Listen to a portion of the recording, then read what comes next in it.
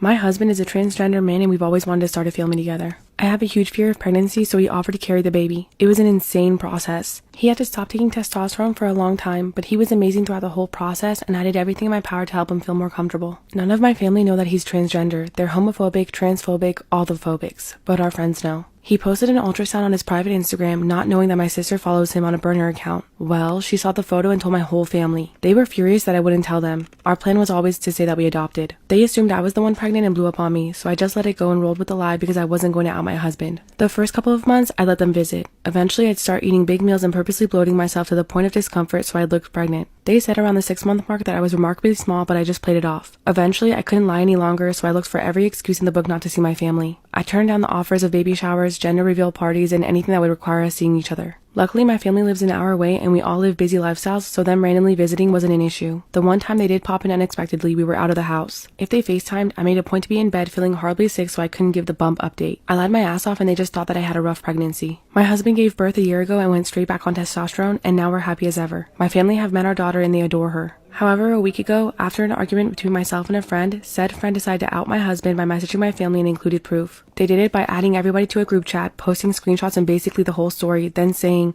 "I'll leave you all to discuss." Then they left the chat and blocked me and my husband. In a transphobic rage, my mother raced to my home and all but beat my front door down. I had to call the cops. I've been disowned, but that hasn't stopped the daily calls and texts coming from my parents, aunts, uncles, siblings, and etc. They've been leaving nasty transphobic slurs on my voicemail and other hateful crap. I ended up crying to my friend yesterday who told me that I should have been honest with my family as it would have saved me a lot of heartache. That, or we said we miscarried, then adopted later. I'm not happy things played out the way they did. I just feel so sad now. Was I wrong to lie to my family in order to protect my husband? Am I the asshole for letting my daughter wear an expensive dress to my sister's house?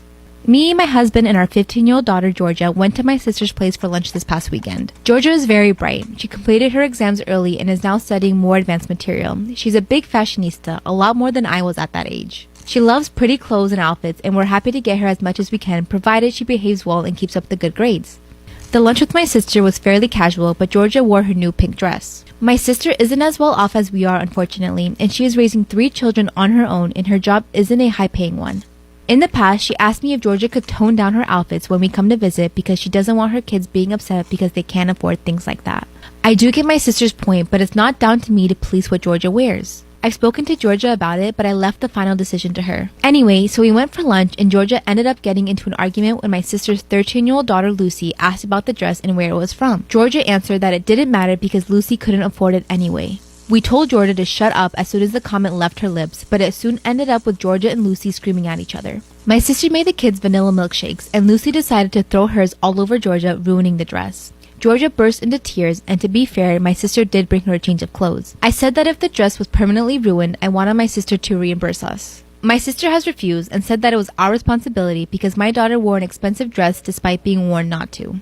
The dress cost a couple of $100 and washing it has failed to completely remove the stains. Frankly, I don't care about my sister's warnings. We can't make Georgia wear what she doesn't want to, and it's not our problem that she can't control her child and stop her from ruining a beautiful dress. So, am I the asshole? Oh my god, what an asshole, what a bitch. What kind of sister are you, bro? Your sister's going through shit and you're gonna be like, reimburse me for my daughter's dress. Like, you could, oh my god, like, alhamdulillah, oh my god, what is wrong with people? What's the difference between you and strangers if you're gonna ask for money back for a dress? Like, chill out.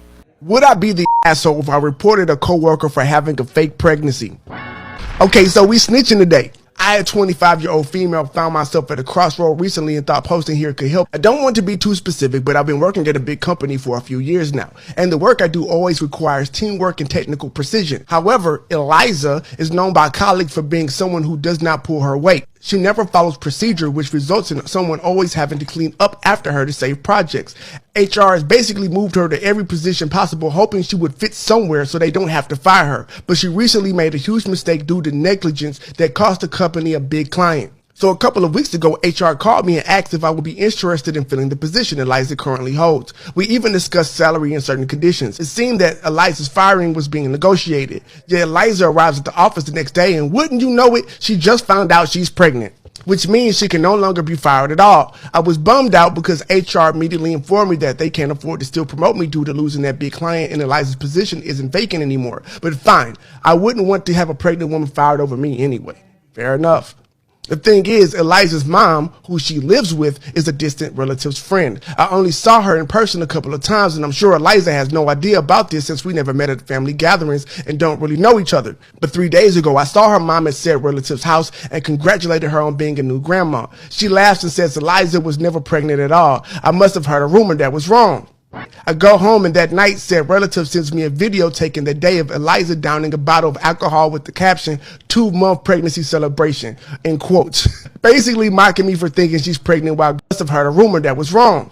I go home and that night said relative sends me a video taking the day of Eliza downing a bottle of alcohol with the caption, 2-month pregnancy celebration, in quotes. Basically mocking me for thinking she's pregnant while girlie is out here getting drunk. I just lost a huge opportunity in salary raise to someone who was so careless with her job she cost the company a big client, and she was never pregnant. I know this is her private information, but she lied and will have to lie again about a miscarriage, which would still protect her from being fired for a while under my country's laws. Would I be the asshole if I anonymously reported so maybe HR investigated further? I definitely don't want to send that video even though it's evidence and it's time-stamped. Well, look, this is what I'm going to say.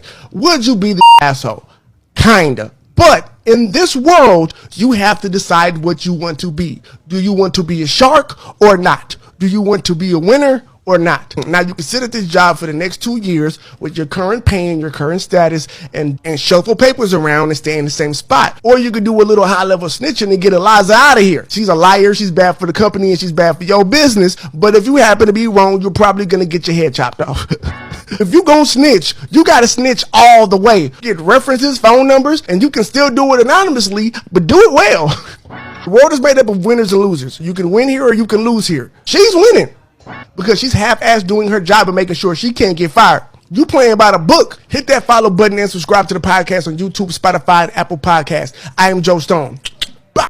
Am I the asshole for throwing my daughter a second birthday party after the special needs girl I asked her to invite ruined her first party? My daughter turned 12 a few weeks ago, and for her birthday party, she wanted pizza, a double feature movie at the drive-in, and ending the night with a sleepover and game night. I told her she could invite 4 friends. I suggested she invite Molly, a girl who just moved to the area and is in my daughter's class. I even admitted Molly's mom has told me Molly is having a hard time making friends since the move. Molly has cerebral palsy and some developmental and intellectual delays, but overall seemed pretty sweet. My daughter agreed to invite Molly, but I think it was only because I asked. While Molly seemed to be a very sweet kid, she was absolutely awful at the party. She cried when we didn't get a pizza with her favorite toppings, and then stole the first slice of cake meant for my daughter. Things got worse at the movie. The first movie, Cruella, was too scary for Molly, and she started freaking out and crying multiple times throughout the movie. I tried to calm her down, suggesting we take a walk to the snack bar during the scary parts, or for her to close her eyes, but she was inconsolable. I tried calling Molly's mom a few times to pick her up, but I didn't get an answer. Molly's mom took that break. Eventually, we ended up having to leave before the second movie, Black Widow, which was the movie my daughter really wanted to see. That night at our house, things still got worse. Molly threw a Wii remote after she lost at Just Dance and didn't want to play any of the games the other girls did. Come to find out, cerebral palsy is not the reason why she isn't making friends. Molly's an asshole. The next morning, I called Molly's parents to pick her up early. Her mom apologized for Molly's behavior, admitting she is prone to outbursts when she gets overstimulated, but she had been doing so much better lately.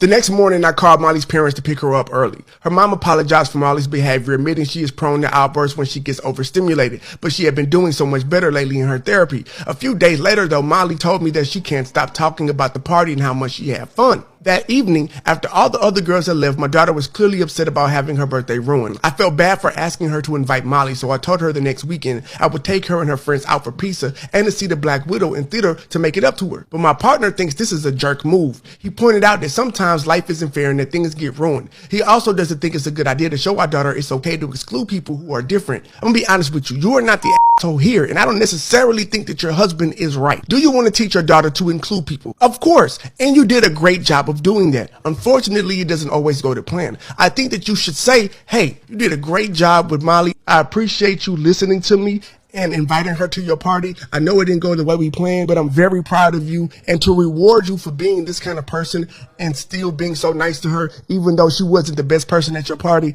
hey, I'm going to make it up to you and take you to get pizza. Because also excluding people in general isn't okay because of who they are, but it also doesn't mean you have to invite everybody to everything. If you made it this far into the video, you might as well follow and subscribe to the podcast on YouTube, Spotify, and Apple Podcasts. I am Joe Stone. Bow! Am I the asshole for walking out on my husband's birthday dinner when his sister was complaining about her fertility? My husband's parents threw my husband a birthday dinner at their home last Saturday. During dinner, his sister announced she was pregnant with her 6th child. Everyone congratulated her and my husband grew quiet. He and I have been trying for a baby for 7 years now and only just saved the money for IVF. Once the commotion about the new member of the family settled, my sister-in-law started her usual commentary on how much it sucks to be so fertile. She said she feels like she'll never be able to stop having kids because the pill and contraceptive injection both failed and now she's not a good fit for an IUD.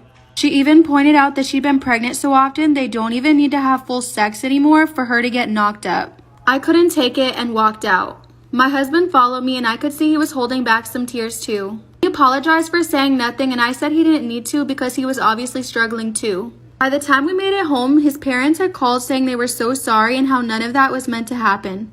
His sister, on the other hand, called me a killjoy and a drama queen, and she told me it was rude to walk out after all her parents' hard work and for spoiling the celebration of a pregnancy.